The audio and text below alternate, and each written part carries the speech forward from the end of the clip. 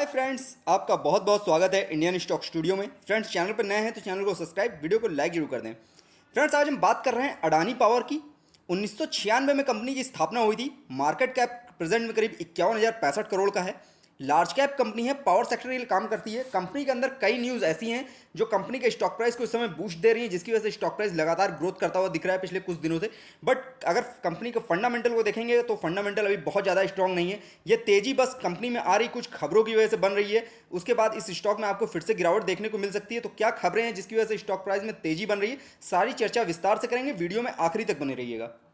Friends, अगर पहले हम कंपनी के फाइनेंशियल ईयर्स को देखेंगे तो आपको लॉस दिखाई पड़ेगा। 2018 में 2000 करोड़ से ज़्यादा का घाटा था। 2019 में 98 करोड़ से ज़्यादा का घाटा था।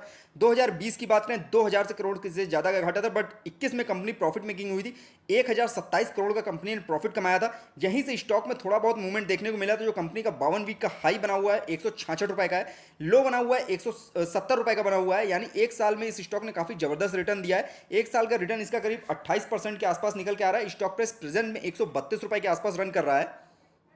स्टॉक के अंदर जो पहली न्यूज़ निकल के आ रही है वो पहली न्यूज़ है कि अडानी पावर में 6 कंपनियों का विलय कर दिया गया है। ये सहयोगी कंपनियां थी अडानी पावर की, जिसकी वजह से स्टॉक प्राइस में काफ़ी ज़्यादा तेजी बनती हुई दिख रही है। ये विलय करने का सबसे बड़ा रीज़न जो है वो है कंपनी की देनदारी और को अडानी पावर को ट्रांसफर कर देना। यानी समस्त जितनी भी कंपनियां 6 कंपनियों को जिनको ट्रांसफर किया जा रहा है उनकी जो भी देनदारी है और जितनी भी संपत्ति है वो सारी अडानी पावर में ट्रांसफर कर दी जाएगी। जो भी अब रेवेन्यू कमाएगी अडानी पावर कमाएगी, जो भी देनदारी रहेगी उसकी जिम्मेदारी अडानी पावर की रहेगी। जिसकी वजह से अडानी पावर की जो मार्केट वैल्यू वो भी ग्रोथ होती हुई दिखेगी। बट जिस हिसाब से लाइबिलिटीज़ आएंगी उसका भी नुकसान इसको ही झेलना पड़ेगा। बट ओवरऑल ये खबर एक तरह से पॉजिटिव मूवमेंट बना रही है इस कंपनी के अंदर स्टॉक प्राइस में, जिसकी वजह से स्टॉक प्राइस लगातार बूस्ट कर रहा है। दूसरी न्यूज़ निकल के आ रही है पर्यावरण की दृष्टि से अडानी पावर ने जापान के एक कंपनी है जिसका नाम है IHI और कोवा, दोनों के साथ टाई अप किया है, जिससे अडानी पावर एक टिकाऊ टिकाऊ बिजली उत्पादन का प्लेटफॉर्म तैयार करने वाली है। जिसकी वजह से भी इसके स्टॉक प्राइस को इस समय तेजी बनती हुई दिख रही है। बट अगर इसके फंडामेंटल को आप देखेंगे, कंपनी के कामकाज को देखेंगे पिछले कुछ दिनों के, तो आपको थोड़ा सा निगेटिव पॉइंट ही देखने को मिलेगा। क्योंकि कंपनी का क्वार्टर्स का रिजल्ट भी कोई खास नहीं रहा है। क्वार्टर्स में कंपनी को नुकसान हुआ है। कंपनी ओवरऑल फंडामेंटल अगर देखेंगे वो भी आपको लॉस में दिखेगा। प्रेजेंट में करीब डीआईज और म्यूचुअल फंड्स की किसी तरह की कोई होल्डिंग नहीं है इस स्टॉक के अंदर। तो अगर इस समय आपका निवेश का नजरिया है तो थोड़ा सा आपको रुकना चाहिए, क्योंकि स्टॉक प्राइस ऑलरेडी बहुत ज़्यादा ऊपर जा चुका है। अभी थोड़ी बहुत गिरावट भी देखने को आपको इसके अंदर मिलने वाली है। कंपनी में एंट्री पॉइंट की बात करेंगे तो आपको ग्रीन सिग्नल देखने को मिलेगा। यानी इस लेवल पे एंट्री करना समझदारी भरा फैसला तो होगा, बट लॉन्ग टर्म के नजरिए से ही होगा। शॉर्ट टर्म का नजरिया अगर रखते हैं तो इस समय खरीदारी करने से थोड़ा सा बचें। लॉन्ग टर्म के नजरिए से अगर निवेश करना चाहते हैं तो इस समय आप एंट्री कर सकते हैं। इसमें ग्रीन सिग्नल है, बट एक रेड फ्लैग लगा हुआ है। कंपनी इस समय जो प्रमोटर्स की होल्डिंग है वो काफ़ी ज़्यादा गिरवी रखी हुई है। हालांकि किसी तरह के एएसएम या जेएसएम लिस्ट में तो नहीं है, बट कंपनी की होल्डिंग्स को यानी गिरवी रखी हुई है, जिसकी वजह से मार्केट जो कर्जा कंपनी के ऊपर बना हुआ है अभी भी। कंपनी के रिटर्न को अगर प्रेजेंट के समय से एफडी से कंपेयर करेंगे तो आपको नेगेटिव रिटर्न देखने को मिलेगा। यानी एफडी का रिटर्न काफ़ी ज़्यादा बेहतर देखने को मिल रहा है। कंपनी प्रेजेंट में किसी भी तरह का डिविडेंड ऑफर नहीं कर रही है। यानी कंपनी का जो प्रॉफिट था वो इस समय माइनस में चल रहा है, जिसकी वजह से कंपनी डिविडेंड भी ऑफर नहीं कर पा रही है। कंपनी के आज के कामकाज की अगर बात करें तो 132 रुपये 15 पैसे पे स्टॉक रन कर रहा है। आज ओपन हुआ था 130 रुपये पे, हाई बनाया था 134 रुपये का, लो बनाया है 130 रुपये का। बट लास्ट में जो क्लोजिंग दी है 2 रुपये बढ़त के साथ 132 रुपये 15 पैसे पे दी है। जिस तरह की दो बड़ी न्यूज़ें इस स्टॉक के साथ अभी रन कर रही हैं, जिसकी वजह से स्टॉक प्राइस में आपको तेजी बनती हुई दिख रही है।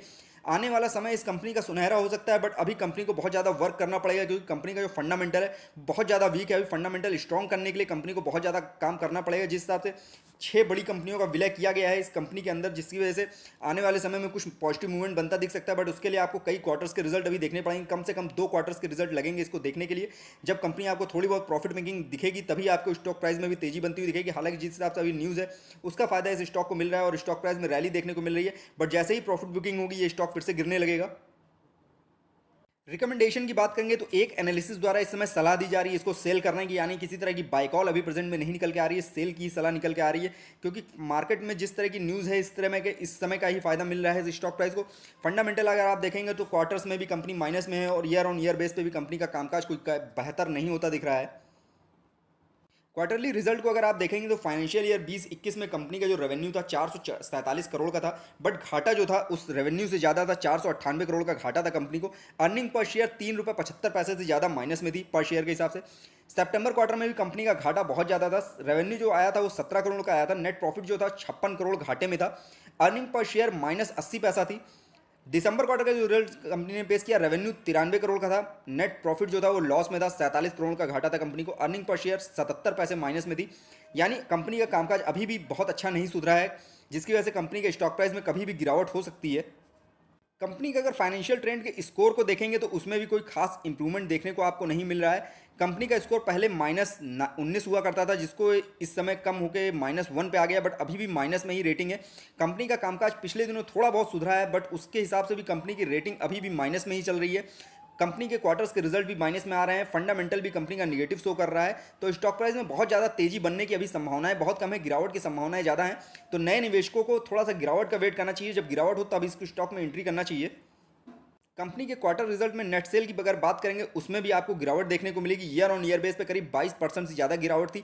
5,360 करोड़ का नेट सेल किया था कंपनी ने दिसंबर के क्वार्टर में, और जो गिरावट थी वो 22% से ज़्यादा थी। यानी कंपनी का कामकाज ईयर ऑन ईयर बेस पे कुछ सुधरता नहीं दिख रहा है, अभी भी कंपनी का काम डाउनफॉल ही देखने को मिल रहा है। हाइलाइट्स की अगर बात करेंगे, अडानी पावर में जो मीडियम प्राइस टारगेट दिए गए थे वो 43 रुपए के दिए गए थे। एक साल का ये टारगेट है 43 रुपए का। हालांकि स्टॉक प्राइस 132 रुपए पर रन कर रहा है। देखने में आपको बहुत ज़्यादा ये टारगेट कम लग रहा है, बट कंपनी का फंडामेंटल बहुत ज़्यादा वीक है, जिसकी वजह से एक एनालिसिस द्वारा इसमें जो टारगेट दिया गया है 43 रुपए का है। हाई टारगेट भी यही दिया गया है, लो टारगेट भी यही दिया गया है, बट स्टॉक प्राइस में तेजी बनी हुई है, खबरों की वजह से तेजी बनी हुई है। स्टॉक प्राइस आने वाले समय में आपको अच्छा करता हुआ दिख सकता है, बट अभी के फंडामेंटल के हिसाब से इस कंपनी का परफॉर्मेंस देखेंगे तो निगेटिव में ही देखने को मिल रहा है। कुछ खबरों की वजह से स्टॉक इस समय रन कर रहा है। गिरावट कभी भी हो सकती है, तो अगर आप इस समय प्रॉफिट में हैं तो आपको अपना प्रॉफिट जरूर बुक करना चाहिए, क्योंकि स्टॉक जब गिर जाएगा तो आपको फिर से लॉस होगा। तो इससे अच्छा है उस प्रॉफिट को आप बुक करते रहें, गिरावट में इस स्टॉक में एंट्री करते रहें। बड़ी कंपनी है, कोई बहुत बड़ी बात नहीं है इस अडानी कंपनी के लिए कि आज जितना भी कर्जा कंपनी के ऊपर बना हुआ है उसको वो एक झटके में पाट सकते हैं और कंपनी को ऊंचाइयों पे ले जा सकते हैं, बट कंपनी का फंडामेंटल प्रेजेंट के हिसाब से भी बहुत ज़्यादा वीक है। गिरावट का इंतजार कीजिए, गिरावट में इसमें एंट्री करिए। बड़े मार्केट कैप की कंपनी है, बड़े मार्केट कैप की कंपनी है, बड़ा इसमें इन्वेस्टर्स लगे हुए हैं, और जिस तरह से अडानी समूह की कंपनी है तो कभी भी इसमें रिकवरी हो सकती है। तो उस संभावना को देखते हुए लॉन्ग टर्म के लिहाज से अगर एंट्री करेंगे तो काफ़ी ज़्यादा फायदेमंद रहेगा।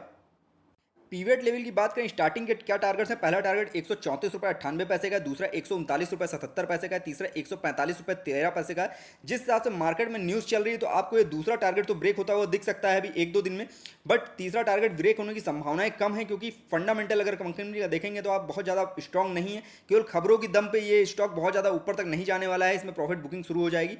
गिरावट की बात करें तो पहला सपोर्ट 124 रुपये का है, दूसरा 119 रुपये का है, तीसरा 114 रुपये का है। गिरावट जब इसमें शुरू होगी तो आपको 114 रुपये का लेवल भी देखने को मिल सकता है, जिस हिसाब से इसमें एनालिसिस द्वारा सेल की कॉल दी गई है एक एनालिसिस द्वारा, और जिस तरह से टारगेट 43 रुपये का दिया गया है वो फंडामेंटल को देखते हुए टारगेट 43 रुपये का दिया गया है, बट उतना ज़्यादा स्टॉक तो नीचे नहीं जाएगा, बट ये स्टॉक आपको 100 रुपये के लेवल तक देखने को मिल सकता है। कम्युनिटी सेंटीमेंट की बात करें तो 80% बाय की कॉल है, 13% सेल की कॉल है, 7% होल्ड की कॉल है। यानी मार्केट में जिस तरह की न्यूज़ चल रही है इस स्टॉक के लिए, जिस तरह की कंपनी की न्यूज़ निकल के आई है, जिसकी वजह से इसमें 80% बाय की कॉल दी जा रही है, बट बहुत ज़्यादा हाई लेवल पे इस स्टॉक पहुंच चुका है। इस समय खरीदारी करने से थोड़ा सा बचना चाहिए अगर शॉर्ट टर्म का निवेश का नजरिया है। लॉन्ग टर्म के निवेश से अगर निवेश करना चाहते हैं नजरिए से तो आपको कर सकते हैं। इसमें बहुत ज़्यादा हाई लेवल पे तो प्रेजेंट में अभी स्टॉक नहीं दिख रहा है, बट इस खबर के अकॉर्डिंग हाई लेवल पे पहुंच चुका है ये स्टॉक, क्योंकि बहुत ज़्यादा लो पे ये स्टॉक था, करीब 100-110 रुपये के आसपास रन करता था। ये स्टॉक 132 रुपये पे चल रहा है, तो इसमें अभी गिरावट होने की संभावनाएं ज़्यादा हैं।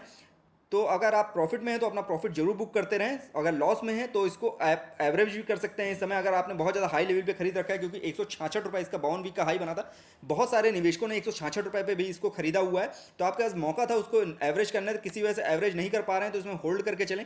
ये स्टॉक फिर से रिकवरी करेगा, क्योंकि बड़े मार्केट कैप का कंपनी है, बड़े फंड इसमें लगे हुए हैं कंपनियों के, और जिसके हिसाब से इसमें एंट्री जब बड़े निवेशकों की बढ़ेगी तो इसमें और ज़्यादा ग्रोथ देखने को मिलेगी, बट कंपनी धीरे धीरे ही रिकवर करेगी। जिस तरह से कंपनी में 6 कंपनियों का विलय किया गया है तो आने वाले समय में इसमें आपको तेजी बनती हुई दिखेगी, बट आपको कम से कम 2 से 3 क्वार्टर्स का इंतजार करना पड़ेगा उस तेजी के लिए, क्योंकि जब तक 2-3 क्वार्टर के रिजल्ट पॉजिटिव में नहीं आएंगे स्टॉक में बहुत ज़्यादा तेजी बनने की संभावनाएं कम है। फ्रेंड्स, ये वीडियो मैंने सिर्फ आपकी नॉलेज पर्पज से बनाया है। किसी भी तरह का निवेश करने से पहले अपने फाइनेंशियल एडवाइजर की सलाह जरूर ले लें। फ्रेंड्स, वीडियो पसंद आए तो लाइक कमेंट करके मुझे जरूर बताइएगा। फ्रेंड्स, वीडियो देखने के लिए बहुत बहुत धन्यवाद।